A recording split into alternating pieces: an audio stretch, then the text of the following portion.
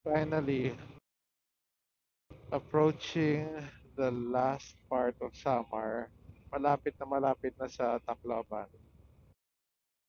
So, from Catbalogan to Tacloban, I noticed a huge increase in better roads or repaired roads. See, repaired roads. You'll notice a lot of roads are being repaired. So, to be fair, siguro yung mga dangerous na lang or yung mga bumpy pa would be not more than 5 kilometers pag dinikit-dikit. Baka nga less, baka less. I'm being conservative kasi may mga areas na na-repair na pero malubak pa rin. Kaya lang it's better na kaysa butas-butas. At least bumpy is better than holy. So mas okay na yung bumpy roads. Pero I discount it. It's still bumpy. And in terms of the dangerous bumps, mga tatlo pa. Tatlo pang dangerous bumps. Dangerous meaning, number one, it can destroy your bike.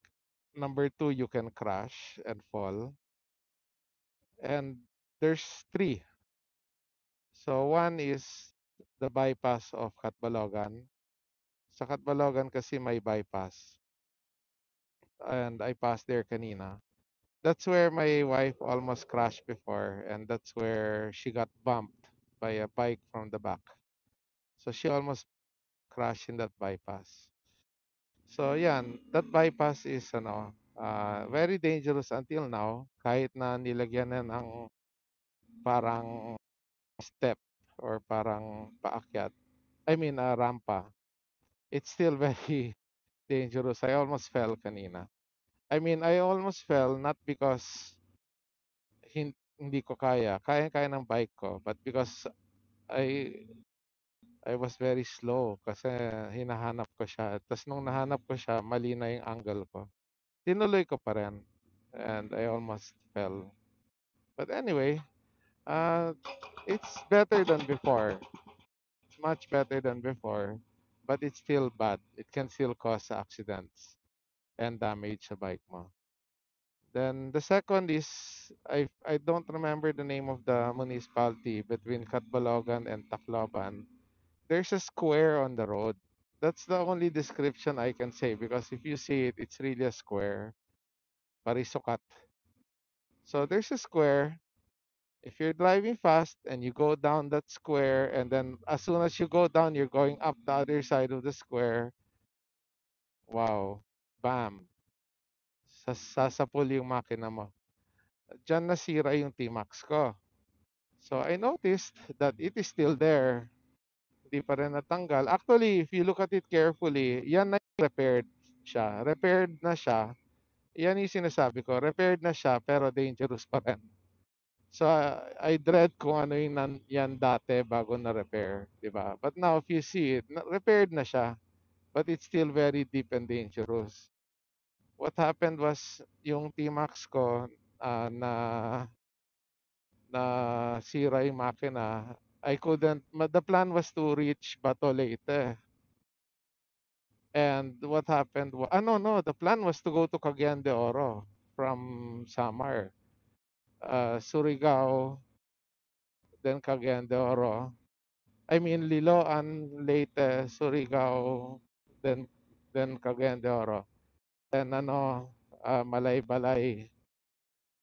But then what happened was I couldn't make it na. So from Catbalogan or from Samar, I went to Ormoc, crossed to Cebu, and luckily yung zone Yamaha sa Cebu is sa may pier area. So hindi na ako nagbiyahe ng malayo. Hindi na umabot yung motor ko because of the damage that was done by that part of the road. And it is still there. I noticed last time dalawa yan, but now parang isa lang. So maybe nagawa na ng paraan yung isa, I don't know, or maybe hindi ko lang natamaan. But definitely the one that broke my bike is still there right now. I'll never forget that. Okay, so next, the third one, yung I think it's the last town of Samar. the last town before turning right papuntang Tacloban. So, merong fork yung road kasi there's several forks when you travel from Northern Samar to Tacloban. But this is the last fork. Yung kung magkakaliwa ka, Eastern Samar na yan. Kung kakanan ka, Tacloban. Yung fork na yan. Okay yan, that road is exactly where I am right now is still quite dilapidated. There are repaired areas but very small. So because of this road, let's just say hindi lang 5 kilometers, baka plus 5 pa ulit yung damage areas. But I don't want to be unfair. It's only this portion, I mean this town or these municipalities in this area na masama. Uh, Generally, and ito yung pinakadulo na San Juanico na yung next diyan na sobrang lapit na ako sa San Juanico. So, generally from Catbalogan to that fork papuntang Eastern is okay na. Ito na lang last part na ayan, Calbiga. Oh my God, Calbiga pala to. Ayan, sige. So from Calbiga gets really bad na. So anyway, yeah, I guess that's where I am, Calbiga.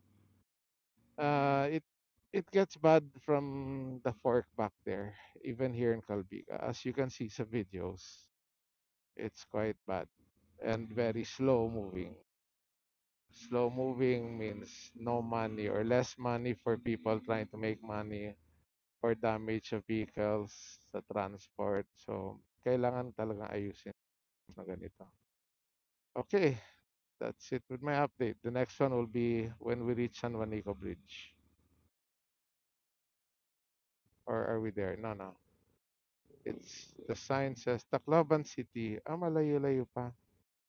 Shot, malayo pa. Tama ba yan? 50 na. Ah, I'm still in the middle. I'm not yet near Tacloban. Okay.